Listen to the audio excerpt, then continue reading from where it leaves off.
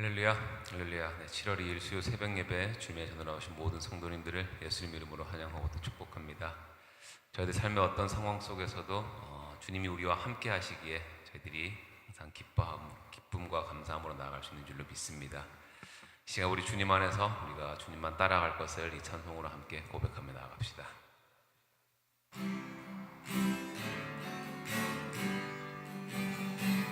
주 안에 있는 나에게 단 근심이 있으랴. 십자가 밑에 나가 내 짐을 풀었네. 주님을 찬송하면서 할렐루야 할렐루야. 내 앞길 멀고 험해도 나 주님만 따라가리. 그 두려움이 변하여 내 기도 되었고 전날의 한숨 변하여 내 노래 되었네. 주님을 찬송하면서 할렐루야 할렐루야. 내 앞길 멀고 험해도 나 주님만 따라가리. 내 주는 자비하셔서 늘 함께 계시고 내 궁핍함을 아시고 늘 채워주시네. 아멘. 주님을 찬송하면서 할렐루야 할렐루야. 내 앞길 멀고 험해도 나 주님만 따라가리. 내 주와 맺은 언약은 영불변하시니 그 나라 가기까지는 늘 보호하시네. 아멘. 주님을 찬송하면서 할렐루야 할렐루야. 내 앞길 멀고 험해도 나 주님만 따라가리. 주님을 찬송하면서 주님을 찬송하면서 할렐루야 할렐루야. 내 앞길 멀고 험해도 나 주님만 따라가리.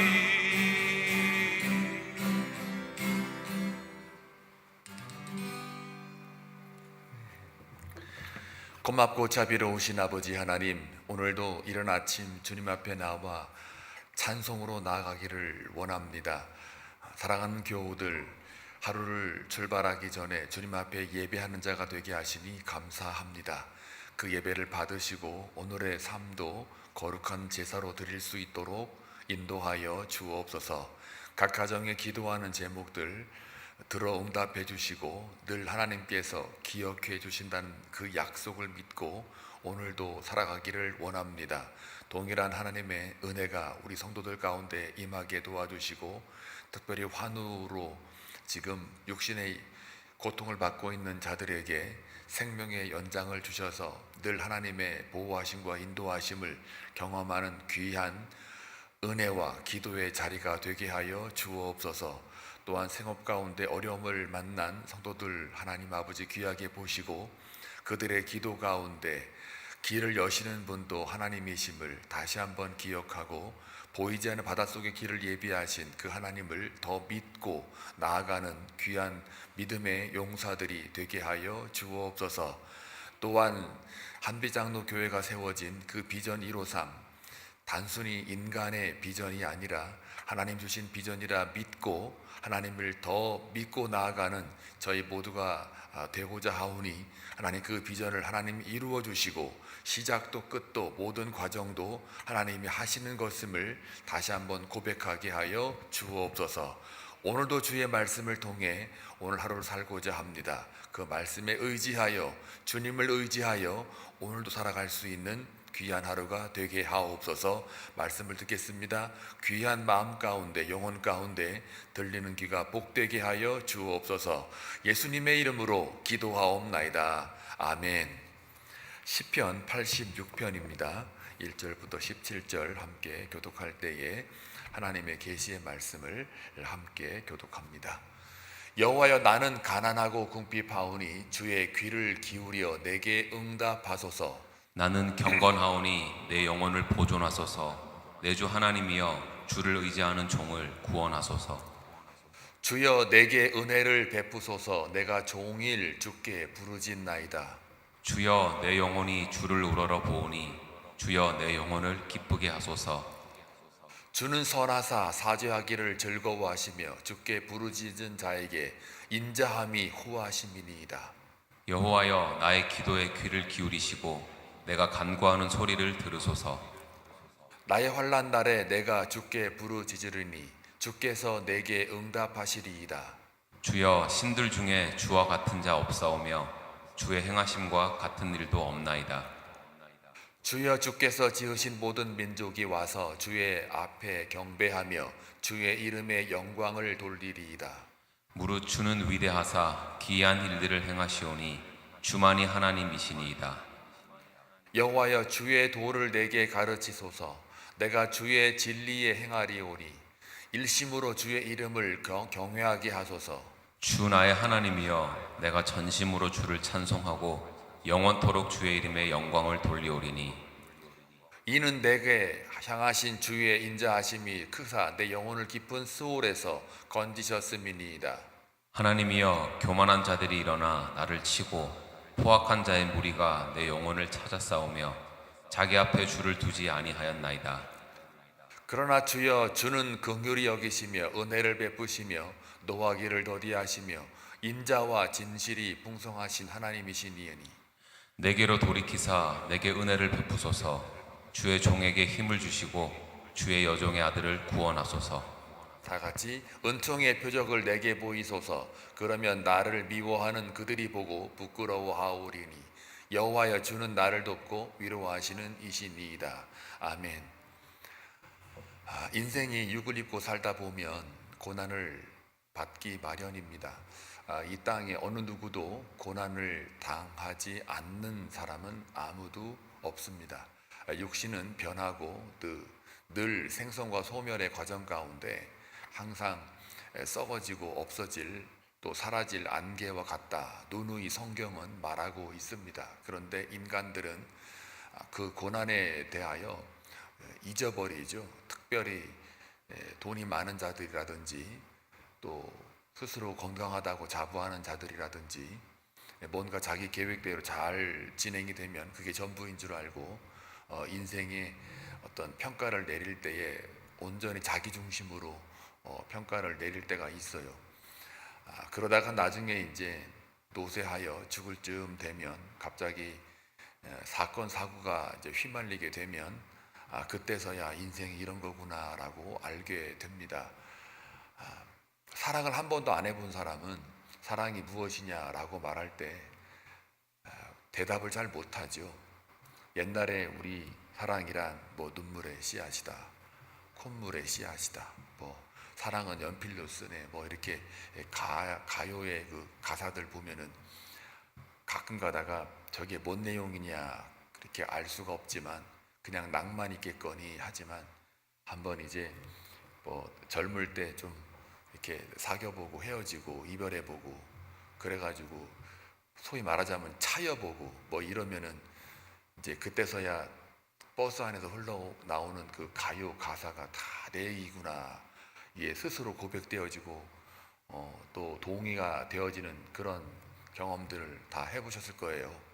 물론 안 한 분도 있겠죠.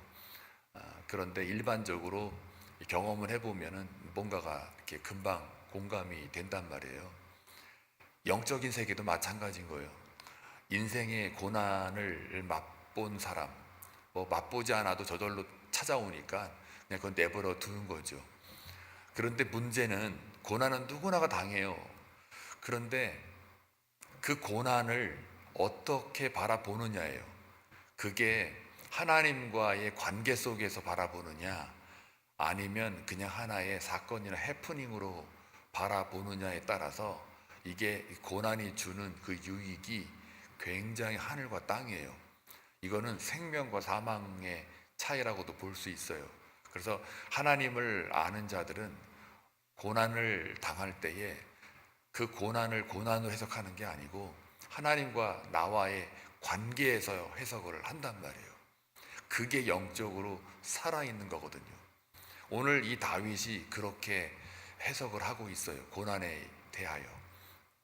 다윗 그러면은 왕으로서만의 다윗이 아니잖아요. 왕이 되기까지 기름 붓고 난 이후에 그 모진 세월 1, 2년도 아니잖아요. 오랜 세월 동안 분명히 기름 부으셨는데 하나님이 나를 왜 이렇게 인도할까? 수없이 불평과 원망을 할 수 있었을 터인데, 그런데 그 모진 험악한 고난의 세월들을 다 하나님께로 가져가고 있다는 사실이에요. 그러니까 얼만큼 우리가 환난 속에 하나님을 향하여 부르짖었는가에 따라 그 사람의 신앙을 우리가 볼 수 있다라는 거죠. 그래서 다윗은 얼마나 주님 앞에 부르짖었으면은 바로 오늘과 같은 86편의 그 시를 지었겠습니까? 자기를 일단 뭐라고 부르느냐면 1절에 보니까 여호와여 나는 가난하고 궁핍하오니 주의 귀를 기울여 내게 응답하소서. 일단 나를 뭐라고 불러요? 가난한 자로, 궁핍한 자로. 일단 1차적인 해석은 일단 물질이 없어요. 소유가 없단 말이죠. 그런데 이제 요 가난하고 궁핍한 것이 무엇으로 향하게 만드냐면 주의 귀를 기울여 내게 응답하소서라는 말로 연결이 돼요. 세상 사람들은요, 예를 들어서 가난하고 궁핍하면 주님으로 안 간다고요. 왜요? 주님을 모르니까요. 하나님을 모르니까. 그러니까 가난과 궁핍은 현재 상태를 말하고 위협 속에 내가 아무것도 할 수 없는 상태를 말한다면 거기서 세상 사람들은 주님으로 가져갈 수가 없지요. 그런데 그런 조건들, 가난하고 궁핍합니다라는 이 조건과 상황을 가지고 어디로 끌고 가느냐? 주의 귀를 기울여 내게 응답하소서 하고 기도로 가져가잖아요. 그 기도 가져가는 것, 이것이 바로 마태복음 5장 3절에 나와 있는 심령이 가난한 자는 복이 있나니 저희가 천국을 볼 것이요 라는 말과 연결이 돼요.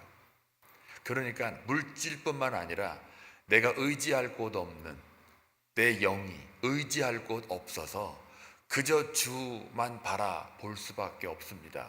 주만 의지합니다. 광야에서는 뭐 땅을 파도 뭐 안 나오고 옆에 아무것도 없으니까 뭘 바라보겠어요? 하늘을 바라볼 수밖에 없잖아요. 광야에 이끌림 받는다는 거는 하나님만 바라보게 만든 하나님의 또 하나의 그것도 은혜예요. 그것도 복이에요.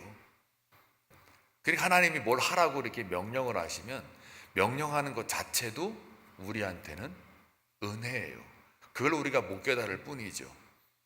그러니까 가난해지고 궁핍해졌다라고 하는 이것이 하나님 안에서 우리에게 주어진 거라면 그것은 하나님을 찾도록 만드는 은혜예요. 복이란 말이죠. 이걸 모르니까 원망하고 불평하는 거예요. 이스라엘 역사 속에 원망하고 불평하는 거를 다 뭘로 가져가는 거예요? 믿음 문제로 가져가잖아요. 믿음이 없으니까, 하나님을 향한 믿음이 없으니까 원망과 불평을 한단 말이에요. 자, 그래서 이 다윗이 가난하고 궁핍하오니 주의 귀를 기울여 내게 응답하소서라고 기도로 가져가는데 2절 보니까 나는 가난하다, 궁핍하다라고 자기의 현 상황을 말했어요.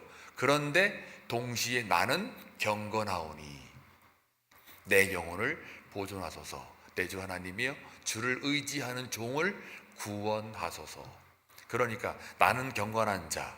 그래서 그 경건한 자를 봤더니 가난하고 궁핍하고 환난 속에 있어도 주님을 의지하는 그 모습. 그러니까 무슨 얘기입니까? 1, 2절 종합해 보면 주님만을 어떤 상황 속에서 환난 속에서 의지하는 자를 경건한 자라고 한단 말이에요. 그러니 여러분들이 어떤 상황 속에서 누굴 만나든 무엇을 하든 어디에 있든 간에 언제나 하나님을 바라보고 정말 내가 풀 수 없는 상황일지라도 이 문제는 내가 할 수 없어 라고 하는 그 고백 속에 하나님을 의지하고 찾는 자라면 여러분은 경건한 자이다라는 겁니다. 다른 게 경건이 아닌 거예요. 조용히 단아하게 옷을 예쁘게 입고 차분히 살포시 주를 바라보고 마치 사무엘의 어린 사무엘처럼 이렇게 기도하는 요 모습, 요 형태만 경건 이렇게 보시는데요. 아니요. 삶 속에 하나님만을 의지하는 자, 특히 환난 속에 하나님께 부르짖고 나아가는 자, 이걸 경건한 자라고 해요. 그래서 3절에 보니까 뭐라고 그래요? 이거를 뒷받침해 주죠.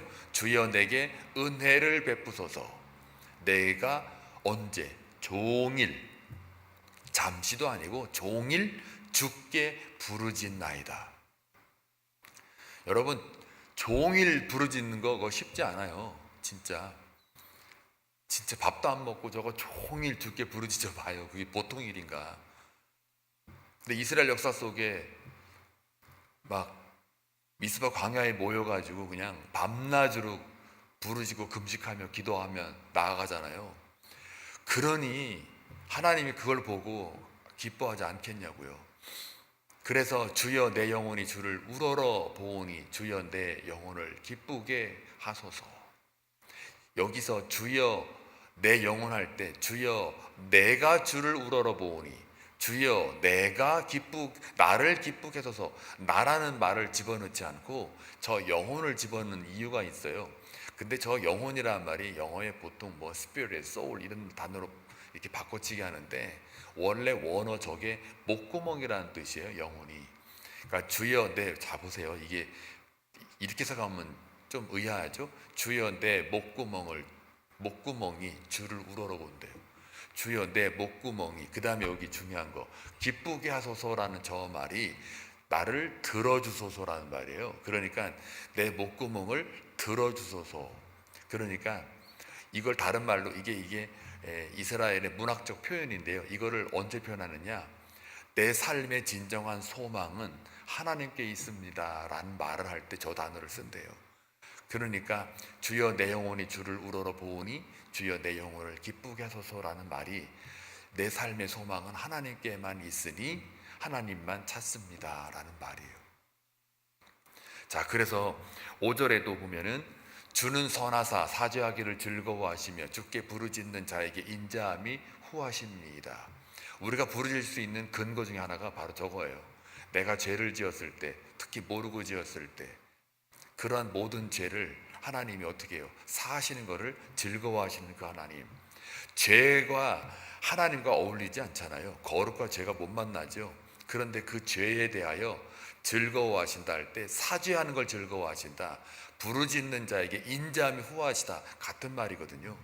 그러니까 하나님 백성에게 있어서는, 하나님을 찾는 자에게 있어서는 어떠한 그 죄 속에서도 하나님께서 그거를 어떻게 해요? 제거하는 걸 원하신다는 거예요.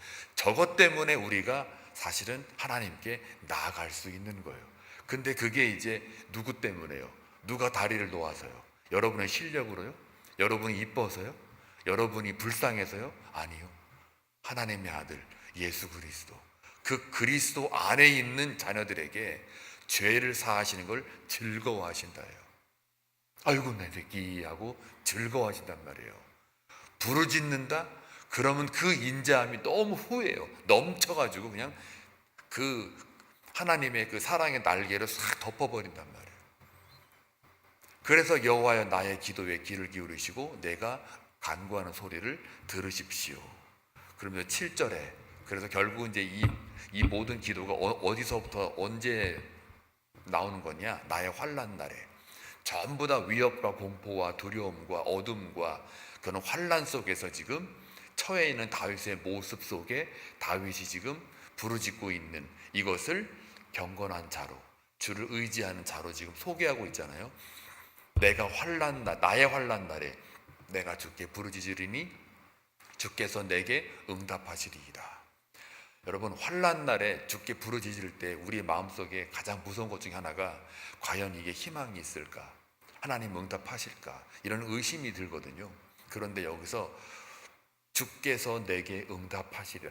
믿고 가잖아요. 하나님을 더 믿고 가잖아요. 그게 바로 정말 참된 하나님의 자녀의 모습이에요. 여기까지 1절부터 7절까지가 고난 속에서의 다윗의 시편 저자의 간구함이에요. 그러니까 우리가 뭘 해야 되는 거예요? 고난이 있을 때 하나님을 찾자, 주님께 기대하자, 주의 은혜를 간구하자. 이게 말로는 쉬운데 막상 고난 당하면 이게 쉽지 않아요.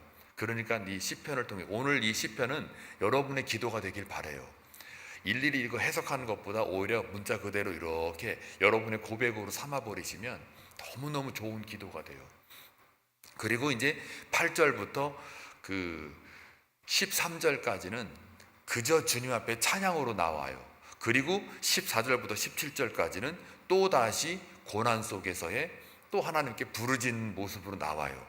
그러니까 1절부터 7절까지 고난 속에서의 간구하는 시편 저자의 모습, 기도하는 모습, 그리고 그것의 응답에 대한 하나님의 찬양과 감사를 또 고백하는, 그래서 13절까지, 그리고 14절부터 17절까지는 다시 또 고난에 대하여, 현재 받는 고난에 대하여 다시 또 하나님 앞에 부르짖는 거예요. 그러니까 부르짖는 것과 부르짖는 것 요 사이에 뭐가 있어요? 찬양과 감사가 있으니까 이게 뭡니까? 모든 상황 속에 부르짖는 중에도 뭐가 중심인 거예요? 하나님께 예배하고 감사하고 찬송하는 게 중심이란 말이에요. 그러니까요, 예배만 잘 드리는 자가 되면 사실은 고난과 역경 이런 것들은 다 주위에 그냥 이렇게 붙어 있는 것밖에 안 돼요. 그 사이에 그 지엽적인 거란 말이에요. 근데 우리는 요 중심이 잘못되고 잘 이게 흔들리니까 이 주위에 있는 것이 만약에 덮치게 되면 그대로 그냥 주저앉고 또 넘어지고 원망 불평하고 그렇게 돼요. 그러다가 이제 하나님의 은혜로 또 예배 자리에 나오게 되면 그때서 비로소 또 회개가 터져 나오고 하나님께 다시 또 나아가는 그런 모습일진데 8절부터 13절까지는 다 그런 얘기입니다. 특별히 읽어볼까요? 8절 다시 보면 주의 신들 중에 주와 같은 자 없사오며 주의 행하심과 같은 일도 없나이다. 저것도 저 고백을 하려면 바로 7절까지의 뭡니까? 응답받는 기쁨으로 채워지는 자가 아니면 저 고백이 나오지를 않죠. 또 9절을 볼까요? 주여 주께서 지으신 모든 민족이 와서 주의 앞에 경배하며 주의 이름에 영광을 돌리리이다. 또 무릇 주는 위대하사 기이한 일을 행하시오니, 여기서 기이한 일들 행하시오니 인간으로 판단할 수 없는 일들이에요. 그러니까 보이지 않는 바닷속을 확 길을 열어버려서 이스라엘 백성들을 싹 건너가게 하시는 그런 모습들은 감히 인간들이 상상을 못하는 거죠. 손을 이렇게 흔들고 기도하면 전쟁 속에서 이스라엘 군대가 그 아말렉 군대를 무찌르고 있는 이 장면도 이게 멋있는 스토리 같지만 그러나 실제적으로 가져오게 되면 다 기이한 일들이에요. 그러니까 주님이 위대하다고 고백을 합니다. 주만이 하나님이시라고 고백하는 거예요. 이런 아말렉 전투라든지 홍해 바다를 건너가는 그런 사건을 경험하는 거라든지 이런 것들을 경험하지 않고는 저 10절의 고백이 되지를 않아요. 그냥 만들어내는 소설이 돼버려요. 저 경험이 없으면. 그냥 그러려거니 하고 그냥 예측해서 하는 고백이라면 그거는 자기 것이 아니죠. 그러니까 내 간증이 되려면 어떻게 해야 돼요? 고난 속에서 하나님을 만나고 그 하나님이 나를 어떻게 인도했는지를 경험하고 그 경험 속에 역시 하나님만 의지하면 사는구나를 내 경험 속에 자기화가 되면 저 9절과 10절, 8절부터 나오는 이 13절까지의 그 하나님께 대한 찬송과 감사가 나오게 되는 거예요. 자, 그래서 여기 보면은 또 그 11절, 여호와여 주의 도를 내게 가르치소서, 주의 진리에 행하리오니 일심으로 한 마음으로 주의 이름을 경외하게 하소서. 이런 걸 경험하고 나니까 이제 주님의 도, 주님의 말씀을 배우는 게 최고의 덕이고 가장 기쁨인 거예요. 그러니 말씀이 궁금한 거예요. 왜? 말씀대로 내 인생을 하나님이 이끌어 가시니까요. 신앙 공동체를 인도하시니까요. 그러니까 이런 경험을 하고 나면 주의 도를 내게 가르쳐 달라라고 하나님의 말씀이 사모함이 되는 거예요. 궁금해요. 더 알기를 원해요. 이게 고난에 주는 유익이기도 하죠.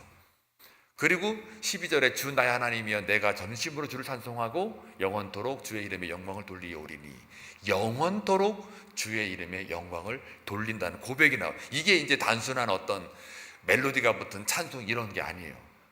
노래를 잘한다 그런 게 아니에요. 진짜 저게 하나님 앞에 서서 고백하는 간증이에요. 이런 간증이 저와 여러분들에게 터져 나왔을 때 그 전제가 뭡니까? 엄청 고생한 거죠. 엄청 하나님 앞에 정말 하나님을 알게 되기까지의 그 어려움을 극복을 한 거죠. 그게 용사예요. 그게 믿음의 용사예요. 자, 그래서 13절에 보니까 또 이는 내게 향하신 주의 인자하심이 크사 내 영혼을 깊은 수월에서 건지셨음이니이다. 이 깊은 수월, 뭐 어떤 다른 신비적인 해석 말고 딱 정확한 거는 하나님과의 관계가 단절된 그 상태를 가리켜요. 그러니까 가장 하나님과 관계가 막 끊어질 정도로 그렇게 힘든 어려움 속이라는 말이에요. 거기서 어떻게 하나님이 먼저 나를 건지시는 거예요. 우리가 다 죽었던 자들이고 죄인 되었을 때, 원수가 되었을 때 하나님이 먼저 찾아오신 그 은혜, 건드신 거잖아요. 우리를 사형수에게 주일날 그랬죠. 맛난 음식을 주는 게 아니라, 화려한 의복을 주는 게 아니라 생명 예수를 줌으로 인하여 우리를 그 사망으로부터 건져내셔서 생명으로 이끌어낸 그것을 가장 큰 사랑이라고 말씀드렸지 않았습니까? 바로 수월에서 우리를 건졌다라는 거죠. 그래서 14절부터 17절까지는 전부가 다 이제 하나님께 대한 고난 상황을 또 말하면서 하나님을 또 의지하는 모습으로 나아가요. 다 읽진 않을게요. 15절, 이게 굉장히 유명해요. 그러나 주여 주는 긍휼히 여기시며 은혜를 베푸시며 노하기를 더 더디하시며 인자와 진실이 풍성하신 하나님이시오니 내게로 돌이키사 내게 은혜를 베푸소서, 주의 종에게 힘을 주시고 주의 여종의 아들을 구원하소서. 이게 어디서 나오는 말일까요? 많이 듣던 말 아니에요? 출애굽기 34장 6절에 있는 말씀을 그대로 인용을 한 거예요. 출애굽이 뭡니까? 나오는 사건, 광야의 사건이잖아요. 거기서 하나님이 우리 이스라엘 백성들을 어떻게 인도했는가를 고백한 게 저 15절 말씀이에요. 여러분의 고백 속에, 인생 속에 주님에 대하여 주는 긍휼히 여긴다, 은혜를 베푸신다, 노하기를 더디하신다, 인자와 진실이 풍성하신 하나님이다 라는 그 고백이 나오길 주의 이름으로 축원합니다. 그러려면 어떻게 돼요? 여러분은 어디에 서 계셔야 돼요? 광야에 계셔야 돼요. 근데 여러분이 광야에 가고 싶어 가는 게 아닙니다. 하나님이 거기로 인도합니다. 예수님도 성령을 통하여 광야로 인도합니다. 그러니 예수님도 인도 받았는데 여러분이야 오죽하랴. 당연히 인도합니다. 그 인도한 이유는 니들 한번 직사게 고생해 봐라가 아니라 하나님을 알게 하기 위해서, 하나님을 더 가까이 하기 위해서, 하나님이 우리를 향하여 내 백성답게 만들기 위해서, 그리고 오늘 이 시편의 저자가 고백했던 1절부터 17절까지 이 수많은 주옥 같은 고백들, 간증을 하게 하기 위해서, 구원하기 위해서 그렇게 하시는 하나님께서 우리를 자녀 삼으시고야 말겠다는 그 하나님의 거룩한 집요하심, 끈질기심, 열심, 이것들이 오늘 여기 시편 저자의 시에 고스란히 나와 있어요. 그래서 17절의 마지막으로 은총의 표적을 내게 보이소서. 그러면 나를 미워하는 그들이 보고 부끄러워하오리니. 자, 이게 굉장한 겁니다. 은총의 표적을 내게 보이소서. 마치 그 보디발이 요셉을 바라볼 때 사회적 신분으로 볼 때는 저건 사고 팔 수도 있는 거고 당장 죽여도 상관없는 거고 내쫓아도 상관이 없는 저 노예를 가만히 보니까 보잘것없고 하잘것없지만 아무 생명의 가치도 없는데 제 인생 제가 하는 걸 가만히 보니까 제가 믿는 야훼 여호와의 신이 함께하고 쟤를 인도한다라는 것을 느낄 정도니까요. 그거를 요셉 입장에서 볼 때는 그 은총의 표적이 거기에 지금 작동하고 있단 말이에요. 그런 여러분들의 삶을 보고 세상 사람들이 저 사람은 별 볼 일 없는 것 같은데 뭔가가 있단 말이야. 기가 센 건지 아니면 저기서 뭐가 생명이 있는 것 같단 말이야. 그런 거예요. 그게 하나님 백성의 은총의 표적이에요.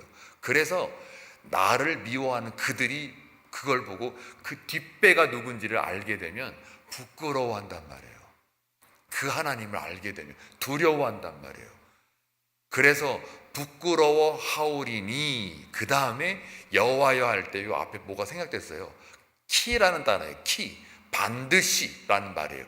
반드시 여호와여 주는 나를 돕고 위로하시는 이신이다. 이 고백이 여러분들에게 나타내기를 축복합니다. 그래서 여러분의 입술에 여호와여 주는 나를 돕고 위로하시는 하나님이십니다 라는 이 고백이 오늘 하루 살아가는 동안 나타나기를 바랍니다. 세상 사람들이 여러분을 바라보고 부끄러워하기를 바랍니다. 은총의 표적이 나타나기를 바라요. 그래서 여러분의 간증이 역시 주님이 나를 돕는 자구나, 나를 위로하는 자구나 라고 하나님께 더 나아가는 귀한 은혜가 있기를 주의 이름으로 축복합니다. 기도합니다. 고맙고 자비로우신 아버지 하나님 감사합니다. 오늘 86편의 모든 내용들이 사랑하는 성도들의 기도가 되기를 원합니다. 고백이 되기를 원합니다. 하나님을 향한 사랑의 간증이 되기를 원합니다. 오늘 하루 살아가는 동안에도 이 저자의 표현들처럼 은총의 표적이 우리 성도들에게 보여지게 하시고 또 세상 사람들이 우리를 바라볼 때 특히 나를 미워하는 자들이 바라볼 때 부끄러워하게 되는, 그래서 반드시 주의 은총이 주님이 나를 돕고 위로하는 하나님이라고 고백하는 믿음의 용사가 되게 하여 주옵소서. 그 믿음을 가지고 오늘도 주님 앞에 나와 기도하는 백성들입니다. 불쌍히 여기시고 주님의 자비를 잊지 말아주셔서 저들이 기도하는 간구하는 소리에 귀를 기울이시고 하나님의 응답받는 기쁨으로 채워지는 오늘 새벽이 되게 하여 주옵소서. 예수님의 이름으로 기도합니다. 아멘.